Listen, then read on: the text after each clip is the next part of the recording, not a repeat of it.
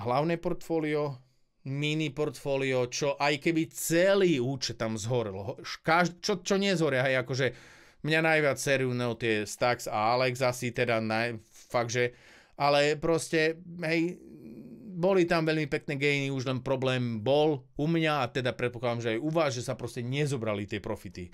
Lebo, hej, veľké oči, bull market nekončí a dostali sme správy od toho, že dostaneme krypto prezidenta. Toto bola asi môj najväčšia Achillová päta, hej, že fakt som si myslel, že tak horší, hej, keď je Trump, alebo teda taká bola moja predstava a mám taký pocit, že predstava každého.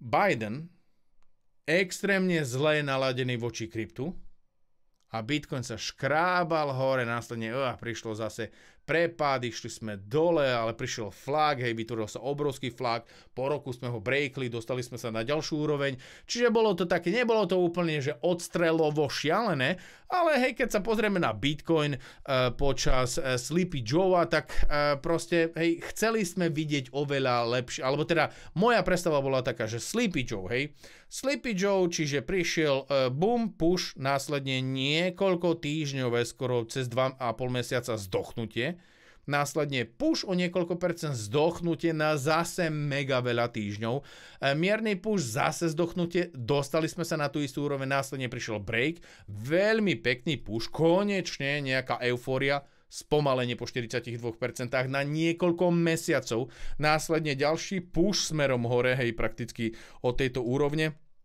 Čiže pri Sleepy Joeovi to bolo také, že BOOM! A ak ste to mysleli, tak ste boli v prdeli. Proste mali ste jeden týždeň na to, aby ste zareagovali napríklad pri nejakom, hej, že keď ste tradovali nejakú spotovku, ak ste nezainvestovali, proste za týždeň to mohlo byť znova spomalené a vy ste znova naskočili na tú vlnu, že zase sa čakalo na niekoľko týždňov, pokiaľ sa to pohne smerom hore. A ak ste netrpezliví, tak ste to nakúpili, ono sa to zakolísalo, spomalilo akurát vtedy, prišlo vyklesanie a dobre, serem na to a zobrali ste stratu 20% a spravili ste to tak 3 krát, že ste to nevychytali a proste prúser.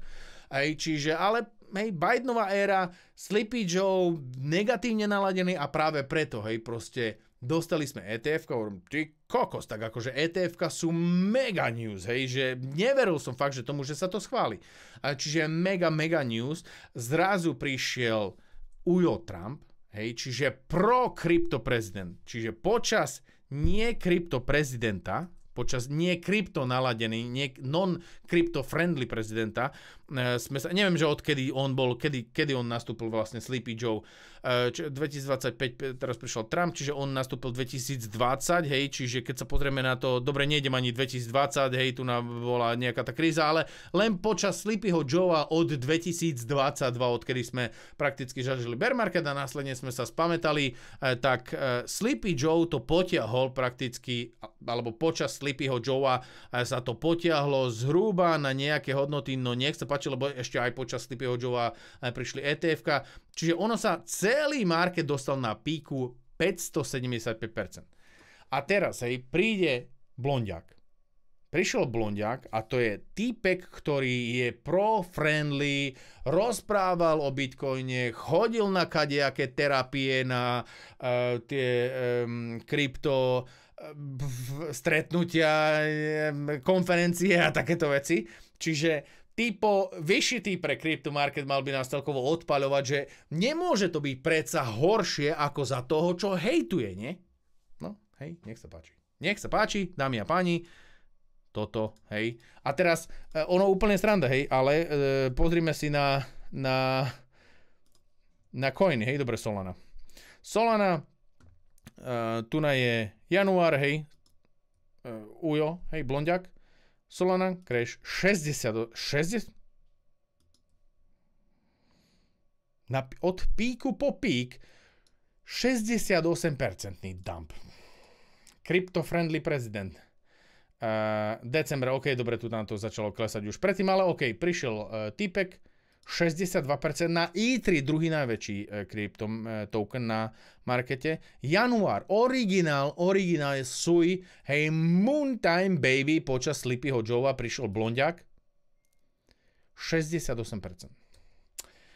Čiže Tuna je tá Achillová päta moja, kedy som si aj ja myslel na tom našom portfóliu 2023, 2024, 2025, že tie ultra low cap coiny, tých 15-20%, neviem ako to tam je presne, tých percentuálne možno to je viac, možno je to menej, hej, že tie ultra low coiny proste čakajú takto pripravené a hej, že príde Trump a dobre, hej, týždenná, mesačná volatilita, mesačný zlé obdobie, hej, lebo predsa začíname nové obdobie.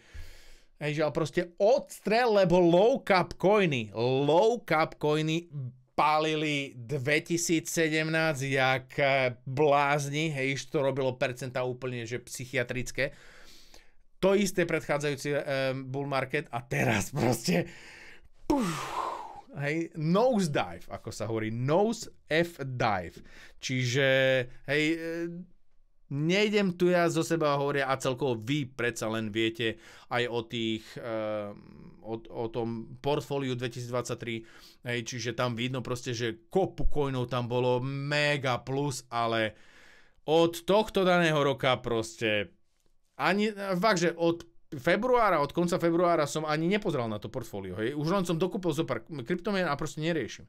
Čiže je to takisto, hej, že takisto som ovplyvňovaný rôznymi vecami. Hej. Takisto rozmýšľam a tie myšlenkové pochody mám tvorené niečím. Sice mám to tvorené aj históriou, aj to, čo vidím na grafe, ale proste niekedy predsa len vyhrá ten démonik u mňa a nie čistý rozum, že počúvaj, tak keď tam máš 10x, tak čo si idiot? Proste zober ten profit a nerieš. Ale presne vyhral ten démonik, že ty môj kokos, počúvaj, tak keď typek bol zlý a rástli sme jak blázon a príde dobrý typek, tak proste musíš ísť do Trumptárie, hej. Čiže to boli takisto, hej, veľké oči. A myslím si, že kto ináč predal nejaký coin medzi tým obdobím, tak si frajer, hej. Keď prišiel Trump a predával si a bral si tie gainy, tak fakt, že frajerina. Ja som to nedokázal, hej.